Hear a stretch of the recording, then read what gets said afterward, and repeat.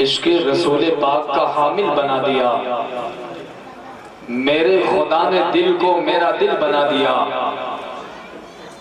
इश्क़े रसूल पाक का हामिल बना दिया। मेरे खुदा ने दिल को मेरा दिल बना दिया। फरमा के मुस्तफ़ा ने हमें अपना उम्मती महशर में मुंह दिखाने के काबिल बना दिया। फरमा के मुस्तफ़ा ने हमें अपना उम्मती महशर में मुंह दिखाने के काबिल बना दिया। सुभान अल्लाह। आप लोग कह दीजिए बस इतने। आप लोग इनसे ही बोलते हैं, अरे जुल्म के साए में आखिर लब खोलेगा कौन। यारो सब चुप रहोगे तो फिर बोलेगा कौन। बोलना जरूरी है। मैं तो समझता हूँ 2025 के इस दौर में महफिल में वही नहीं बोलता जिसके दिमाग में खुटका है या उसके मुंह में गुटका है। दूसरे किस्म का आदमी नहीं बोलता, बाकी सब बोलते हैं।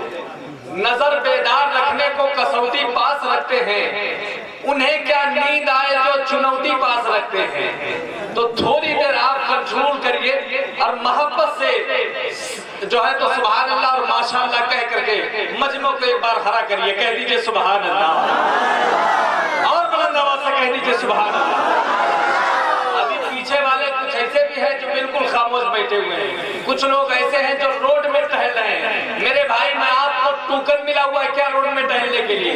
ऐसा लग रहा है बस में नबी पाक जो भी सजा रहे हैं, जन्नत में घर वो अपना बेशक बना रहे हैं, जलसे में आके खड़े हैं एक तरफ, ऐसा लग रहा है कि बकरी चला रहे हैं। अरे भाई, आप लोग अंदर आ जाइए तो बड़ी मेहरबानी होगी। और जो लोग उधर किनारे बैठे हो मेरे भाई, अगर आप लोगों तक मेरी आवाज जा रही है तो आप लोग यहाँ आ जाओ, बीच की कुर्सियों को पुर कर लो, आ जाओ तो बहुत अच्छा रहेगा। बोलना बहुत जरूरी है। मुसलमान खामोश हो गया, उनके कुरान पर लोग उंगली उठाना शुरू कर दिए। मुसलमान खामोश हुआ, उनके मदरसों को गिराना शुरू कर दिए। मुसलमान खामोश हुआ, मुसलमानों की इबादत गाहों को तोड़ना शुरू कर दिए। यहीं तक बात नहीं, मुसलमान जब बिस्तर पर लेट गया तो हुजूर पाक सल्लल्लाहु अलैहि वसल्लम के शान में गुस्ताखी होने लगी। हुजूर की शान में जो है तो गुस्ताखियां करने लगे। यहीं तक महदूद नहीं, जब समझ गए कि मुसलमान बिल्कुल खामोश है तो एक मुसलमान से पूछा गया, आखिर तुम क्या चाहते हो, हिंदुस्तान में रहना है या देश छोड़ करके जाना है? मुसलमान ने जवाब दिया, अगर तुम चाहते हो हम हिंदुस्तान छोड़ दे, हमारे ख्वाजा को तुम भगा दो, हिंदुस्तान का ख्वाजा चला जाएगा, उनका गुलाम पीछे पीछे चला जाएगा। लोग समझ गए अब अगर ख्वाजा को भगाना है तब ये मुसलमान भागेगा। तब वो लोगों ने मदरसा को छोड़ा, मस्जिदों को छोड़ दिया, कुरान शरीफ पर उंगली उठाना छोड़ दिया। अब वो लोग डायरेक्ट निशाना उनका डायरेक्ट निशाना सरकार गरीब नवाज के दरबार में हो गया। चलो वहां पर अब खुदाई किया जाए, वहां सर्वे किया जाए, इसी बहाने गरीब नवाज के मजार को हटाएंगे, मुसलमान भी साथ साथ चले जाएंगे। लेकिन वो अहमक है, शायद उन्हें मालूम नहीं है, तुम्हारी सरकार साल 2 साल की हो सकती है, तुम्हारी सरकार 5 साल की हो सकती है, मगर आओ तुम्हें बताऊं, दिल्ली में तुम हुकूमत कुर्सी पर बैठकर 5 साल कर सकते हो, मगर मेरे ख्वाजा की हुकूमत 1-2 साल की नहीं है। चाहने वालों का ईमान बने बैठे हैं, हम गुलामों की वो पहचान बने बैठे हैं। हिंद वालों, मेरे ख्वाजा की हुकूमत देखो, 800 साल से सुल्तान बने बैठे हैं। हिंद वालों, मेरे ख्वाजा की हुकूमत देखो, 800 साल से सुल्तान बने बैठे हैं। और डंके की चोट पर सीना ठोक कर शेर सुनाना चाहता हूँ, अगर मेरा कबीला मजबूत है तो शेर पढ़ दिया जाए। तैयार है आप लोग? सुभान अल्लाह। आते रहा करिए, बड़ा अच्छा लगता है यार। 10-22 साल में कहीं काम आ जाता है। मैं जबलपुर से फूलपुर के लिए जा रहा था, प्रोग्राम में रेलगाड़ी के सफर में एक भिखारी भी चढ़ा, सब किसी से मांगता, वो पास मेरे आ गया। धीरे से उसने कहा, मुझ पे कर्म कीजिए, खाना जाके खा सकूं, बस 20 रुपया दीजिए। इत्तफाकन मैं वहां उस वक्त खाली जेब था।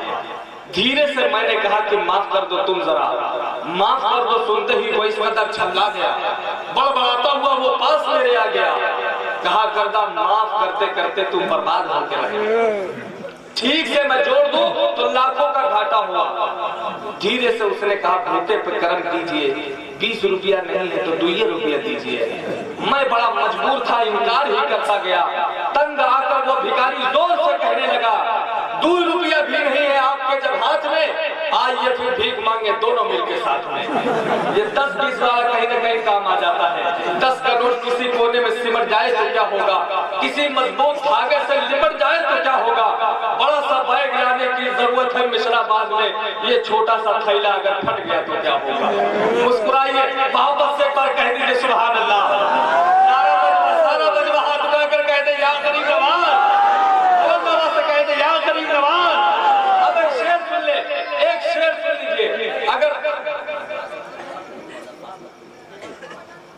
एक शेर सुन लीजिए, आखिरी शेर है कि ख्वाजा ने गरीबों की किस्मत को सजा डाला, ख्वाजा ने गरीबों की किस्मत को सजा डाला, नाना का मदीना भी अजमेर बना डाला। ख्वाजा ने गरीबों की किस्मत को सजा डाला, नाना का मदीना भी अजमेर बना डाला। और जन्नत शहे जीला ने बाटी जो मुरीदों को, ख्वाजा ने भी जन्नत का दरवाजा बना डाला। जन्नत शहे जीला ने बाटी जो मुरीदों को, ख्वाजा ने भी जन्नत का दरवाजा बना डाला। आइए बड़ी तेजी के साथ मुल्क हिंदुस्तान का एक कीमती लहजा जनाबे भाई तौफीक रजा इस्माइली को मैं आवाज दूं कि माइक पर तशरीफ लाए, मोहब्बत के साथ इस्तकबाल कर ले, नारा लगा ले, नारे तकबीर, नारे रिसालत, जश्न दस्तार हिफ्ज़ुल कुरान, अशरफुल औलिया कॉन्फ्रेंस, नारे तकबीर, नारे रिसालत। मैं क्या बताऊं वो कितना करीब है मेरे, मेरा ख्याल भी उसको सुनाई देता है। वो जिसने आंख अता की है देखने के लिए, उसी को छोड़ के सब कुछ दिखाई देता है।